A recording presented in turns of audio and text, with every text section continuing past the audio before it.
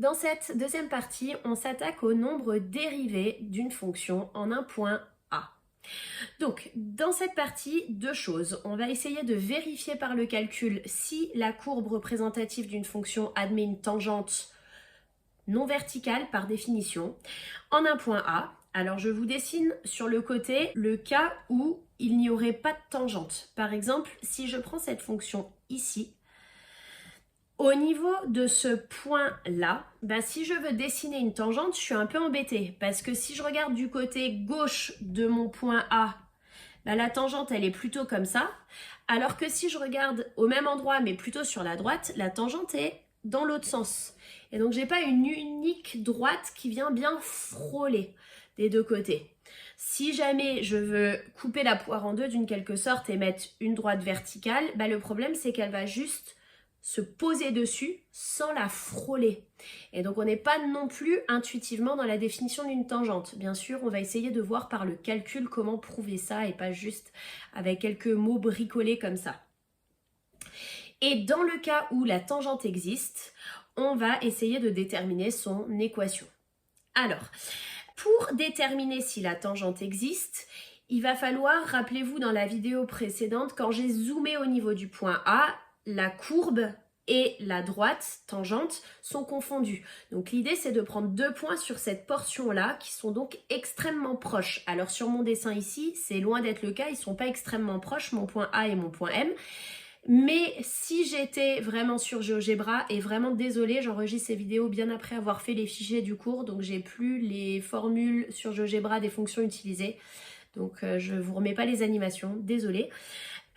L'idée, c'est ce point M ici, venir le faire glisser le long de ma courbe pour l'approcher du point A et du coup voir que la droite verte, elle va venir se mettre comme ça. C'est un peu l'idée de ce qui va se passer. Et c'est ça qu'on va faire par le calcul en réalité. Donc pour faire ça par le calcul, je prends un point A sur mon axe des abscisses et je rajoute un petit écart H qui m'amène à un nouveau point A plus H. Et je viens placer les points A et M sur la courbe. Attention, je les place sur la courbe bleue. Et grâce à ces deux points, je trace la droite en vert. Et donc, je peux utiliser les deux points. Le point A de coordonnées A, et comme il est sur la courbe, son abscisse ici, c'est bien F de A. Et le point M, qui a pour abscisse A plus H, et qui a pour ordonnée, puisqu'il est sur la courbe, F de A plus H. On peut donc déterminer le coefficient directeur de la pente. Donc, je remets ma formule, YB moins YA sur XB moins XA. En fait, si je veux être un tout petit peu plus précis par rapport à cet exercice-là, il va falloir changer le nom des points. Ça va être YM moins YA sur XM moins XA, si je veux adapter. Ça me donne donc F de A plus H moins F de A sur A plus H moins A.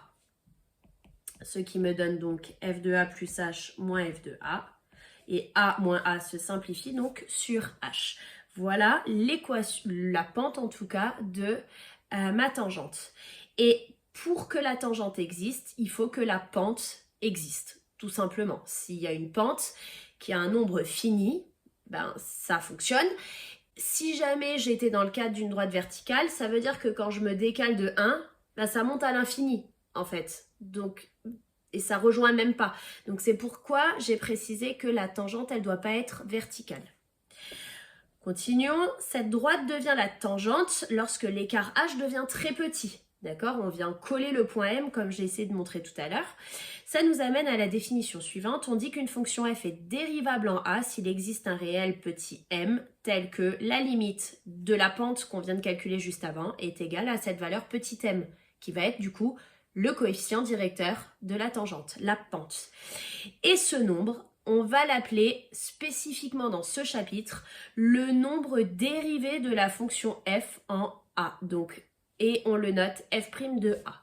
Ça, c'est hyper important de l'avoir bien visuellement en tête. Ça veut dire que si j'ai ma fonction ici, qui fait quelque chose comme ça, que je viens prendre un point A et que je viens tracer la tangente ici, la pente de cette droite-là, c'est f' de a, à condition bien sûr que la fonction s'appelle f, bien évidemment. Dans ce cas, on peut alors déterminer l'équation de la tangente. Donc on vient de rappeler dans la vidéo précédente que la tangente c'est une droite qui a pour équation mx plus p, et on vient grâce à la définition de donner la valeur du petit m, le coefficient devant le x. Autrement dit, il ne nous reste plus qu'à trouver le plus p, l'ordonnée à l'origine. Et bien sûr, je ne vais pas pouvoir le faire par lecture graphique, on veut résoudre ça par le calcul. Comment je m'y prends? Mon point A que j'ai placé sur ma droite, que ce soit dans le dessin d'avant ou dans celui-ci, il est à la fois sur la courbe, donc il a pour ordonnée f de a, et à la fois sur la tangente. Ça veut dire que quand je l'injecte dans l'équation de la tangente, ça fonctionne. C'est exactement ce que je fais à cette ligne-là. Son ordonnée, le y, je le remplace par f de a. Mon coefficient directeur, ici f' de a, reste. L'abscisse x, c'est la valeur a que je mets ici, et l'ordonnée à l'origine que je ne connais pour l'instant pas. Ça me donne donc, si je résous mon équation, que le petit p est égal à f de a moins a fois f' de a. Je vous laisse refaire le calcul tranquillement si vous voulez vérifier. Et donc, si je remets tout dans l'ordre dans cette formule qui était donnée ici, ça nous donne au final que l'équation de la tangente est de la forme f' de a fois x moins a plus f de a. Je ne détaille pas les calculs là, je vous laisse les faire tranquillement sur feuille blanche à côté. Ça nous amène donc à la propriété, soit f une fonction dérivable en a, la courbe représentative de f admet une tangente d'équation y égale f' de a fois x moins a plus f de a. Je vous conseille vivement de connaître cette formule par cœur, elle sert très fréquemment. Regardons sur un exemple ce que ça donne, soit f de x égale 2x carré moins 3x plus 5. Si vous avez bien en tête le chapitre sur les fonctions usuelles, vous savez que c'est une fonction polynomiale de degré 2.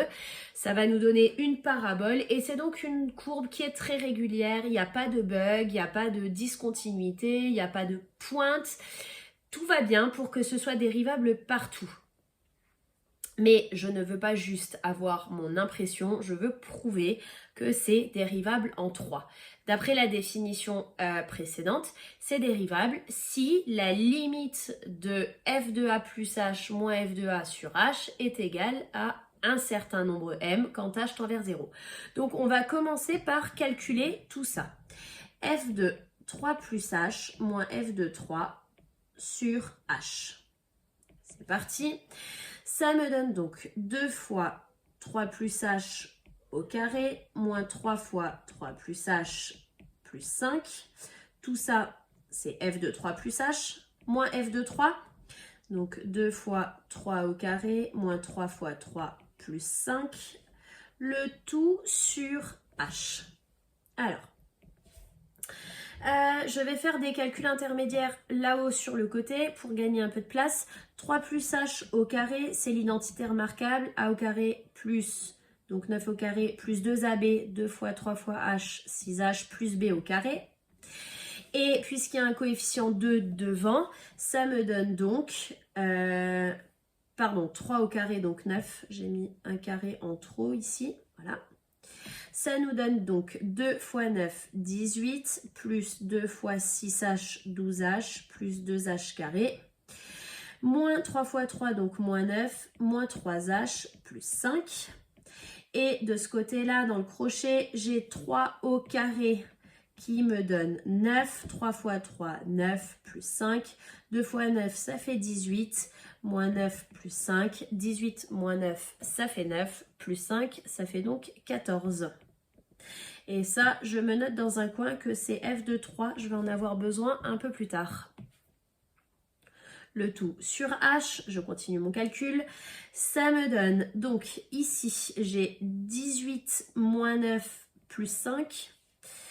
18 moins 9, ça fait 9, plus 5, ça fait 14.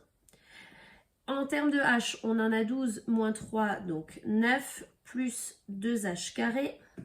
Et moins 14. 14 moins 14, ça s'annule. J'oublie pas le sur h. Et je peux donc simplifier par h. Ça fait 9 plus 2h. Éventuellement, on aurait pu factoriser d'abord, si jamais il y a besoin, avant de simplifier. Voilà pour ça. Et donc, la limite quand h tend vers 0 de 9 plus 2h, c'est égal à 9. Ça existe. C'est donc le nombre dérivé de la fonction f en 3. Il y a bien un prime ici, hein, c'est pas juste le trait d'avant. Donc ma fonction est bien dérivable, f est dérivable en 3. Et on me demande de déterminer maintenant l'équation de la tangente. Je vais me faire de la place là-haut et je poursuis. Donc ça c'était la question A. Question B, je veux l'équation de la tangente. Je commence par reprendre la formule du cours. Alors, A c'est égal à 3 dans notre exercice. On va donc remplacer f' de 3, c'est ce qu'on a trouvé ici, c'est 9. X moins A, donc X moins 3. Et f de 3, c'est ce qu'on a calculé ici, donc 14. Ça me donne donc 9x moins 27 plus 14 et donc 9x moins 13.